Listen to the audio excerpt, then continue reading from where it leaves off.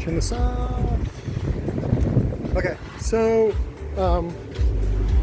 I had problems with this when I was bringing up one of the leads underneath the cone.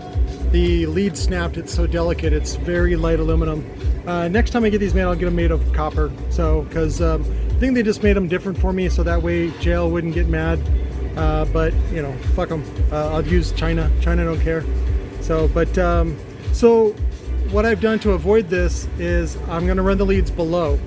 So I've go ahead and I've coated the top with CA to seal in the epoxy, and so then what I'll do is I'll pull this off. The shims are kind of tight.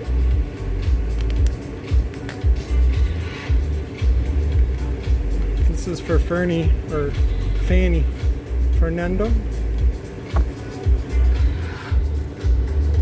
Franny, Francisco.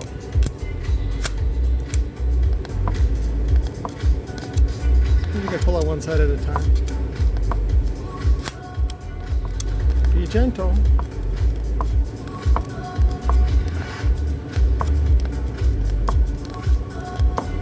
Yeah. It's coming. It's a good fit though. There we go. So then what I'll do is I'll just terminate underneath, and then I'll put the epoxy there, and then putting on the cone is simple. Then I don't have to make any cuts or fill any gaps or anything like that. So sometimes that happens, and it was easier to do this than it was to do surgery. So, and I just want to get it done and make sure it's done right. The problem with doing surgery sometimes is you don't know if it's going to hold. So this is just a better way to do it. In this case, a lot of times I don't like to encapsulate the leads here in the gap, because with a lot of excursions, sometimes they break free.